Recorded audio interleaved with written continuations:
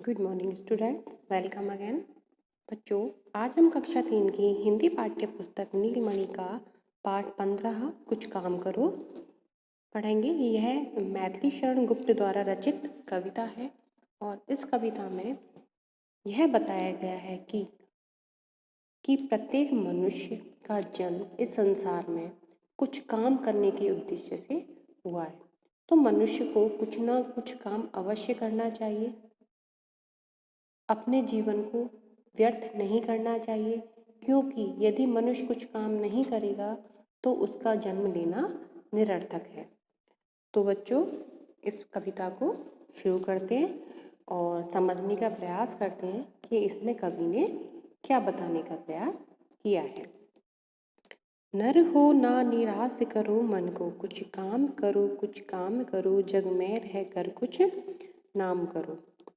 इसमें कवि कह रहे हैं कि नर हो, कि तुम मनुष्य हो, तो निराश करो मन को, तो अपने मन को निराश मत करो। तुम ऐसा मत सोचो कि मैं कुछ कर नहीं सकता, तुम सब कुछ कर सकते हो। कुछ काम करो, कुछ काम करो।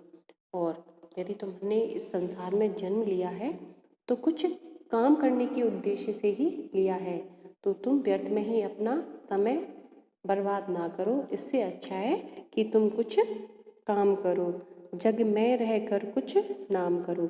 और इस संसार में जब तुम आए ही हो तो कुछ ऐसा कार्य करके जाओ जिससे कि तुम्हारी कुछ पहचान बन सके, लोग तुम्हें जान सकें। बच्चों, आपने देखा है कि कोई अच्छा इंसान होता है, वो कुछ कार्य करता है तो सब लोग करते हैं कि उस आदमी ने इतना अच्छा काम किया तो वो कितना अच्छा होगा। तो यहाँ पर कवि जो है वो हमें ये समझाने का प्रयास कर रहे हैं कि जब इस संसार में आए हो तो कुछ ऐसा कार्य करके जाओ जिससे लोगों में तुम्हारी पहचान बन सके। यह जन्म हुआ किस अर्थ अहो, समझो जिससे यह व्यर्थ न हो। कुछ तो उपयुक्त करो तन को, नर हो ना निराश करो मन को।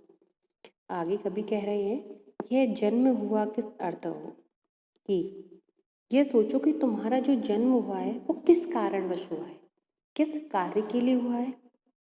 ठीक है ना। समझो जिससे यह व्यर्थ ना हो, और उसको समझने का प्रयास करो कि जो जन्म हुआ है तुम्हारा इस संसार में वह व्यर्थ ना जाए।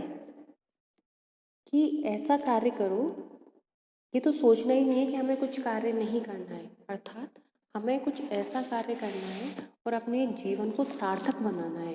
कैसे सार्थक बनाना है? कुछ कार्य करके। और हम कुछ कार्य करेंगे तो जो हमारा जीवन है वह व्यर्थ नहीं जा सकता, जो हमारा समय है वह कभी भी व्यर्थ नहीं हो सकता।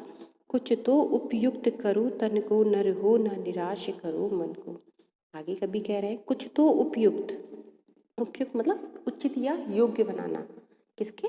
अपने अकॉर्डिंग। तो कह रहे हैं कि जो तुम्हारा शरीर है, जिसको ईश्वर ने तुम्हें दिया है, और उस शरीर को लेकर तुम इन संसार में आए हो, तो अपने उस शरीर को उस कार्य के लिए उपयुक्त करो, उसके अनुसार बनाओ। किसके? कार्य के लिए। कि अपने शरीर को कुछ कार्य में लगाओ, कुछ कार्य करो तुम। अपने इस शरीर को बेकार मत होने दो। नर हो निराश, तो मनुष्य हो, इसलिए अपने इस तन को या अपने शरीर को कार्य में लगाओ, और तुम्हें निराश होने की कोई आवश्यकता नहीं है, क्योंकि मनुष्य हो तो मनुष्य किसी भी काम को आसानी से कर सकता है। प्रभु ने तुझको कर दान दिए, सब वांछित वस्तु विधान किए, तुम्हें प्राप्त करो उनको न अहो, फिर है किसका यह दोष कहो। आगे कभी कहना चाह रहे हैं कि प्रभु यानी कि ईश्वर ने तुमको, तुझको, कर माने हाथ, दान दिए। कि ईश्वर ने जो तुम्हारा ये शरीर बनाया है, और इस शरीर के में अलग अलग अंग हैं, और अपने जो प्रत्येक अंग की एक अलग भूमिका होती है। ठीक है ना। तो यहाँ पर कभी बोल रहे हैं कि प्रभु ने तुमको क्या दान दिए हैं, तुम्हें क्या दिया है? कर यानी कि हाथ दिए। क्यों दिए? कार्य को करने के लिए दिए हैं। तो इनका उपयोग करो, इनको उपयोग में लाओ। उपयोग में कैसे लाओगे? कुछ कार्य करने के पश्चात। जब तुम कुछ कार्य करोगे तभी इनका उपयोग हो सकता है। सब वांछित वस्तु विधान किए, और कार्य करके, अपने इन हाथों का उपयोग करके तुम जो चाहते हो वह कार्य कर सकते हो। ऐसा कोई भी कार्य नहीं है जिसको हम प्राप्त नहीं कर सकते। अर्थात मनुष्य यदि मन में ठान ले कि हमें यह कार्य करना है तो वह उसको करके ही हटेगा। अर्थात मनुष्य को कभी भी अपने शरीर में आलस्य नाम का कोई चीज को लाना ही नहीं चाहिए। अर्थात प्रभु ने उसको सब कुछ दिया है, हाथ है, पैर है, मुंह है, दिमाग है, सब कुछ है। तो इंसान को चाहिए कि वह इन सारी चीज़ों का प्रयोग करे और अपने जीवन को सार्थक बनाने का प्रयास करे। तुम प्राप्त करो उनको न अहो, फिर है किसका यह दोष कहो। अभी कहा था कि तुमको प्रभु ने क्या दान दिए, हाथ दान में दिए हैं। तो यदि तुम ठान लो, यदि तुम नियम बना लो कि मुझे यह सब प्राप्त करना है तो तुम उनको प्राप्त कर सकते हो, ठीक है ना।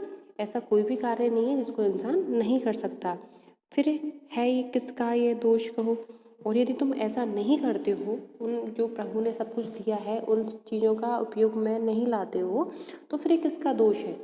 ये किसी का दोष नहीं है, यह स्वयं मनुष्य का दोष है कि तुम इतना सब कुछ मिलने के बाद भी कुछ नहीं कर रहे हो। समझो ना अलभ्य किसी धन को, नर हो ना निराश करो मन को। अलभ्य का मतलब होता है जो प्राप्त ना हो सके, कि इस संसार में तुम किसी भी धन को, मतलब किसी भी चीज़ को अलभ्य मत समझो। कोई भी चीज़ इंसान के लिए अलभ्य नहीं है।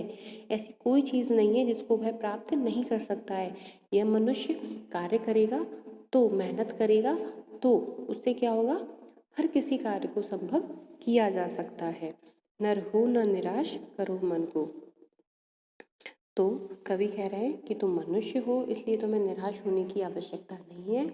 और इस जग में आए हो तो कोई ऐसा कार्य करके जाओ जिससे तुम्हें प्रसिद्धि प्राप्त हो, तुम्हें सारे लोग जान सके। तो बच्चों, यह कविता मैंने आपको पढ़ाई, समझ में आ गई होगी। आगे शब्दार्थ दिए हुए हैं, मैं उनका अर्थ आपको बता देती हूँ। जग, जग का मतलब होता है संसार।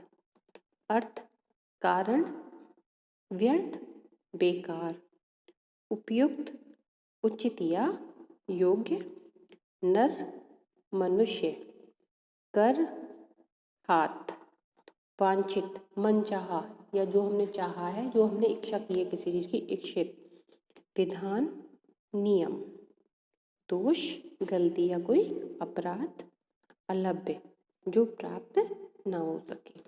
तो बच्चों, मैं आशा करती हूँ यह पाठ आपको अच्छे से समझ में आ गया होगा, और मैं चाहती हूँ कि आप इस पाठ को एक बार घर पर रहकर और पढ़ें, जिससे क्या होगा, यह और अच्छे से आपकी समझ में आ जाएगा।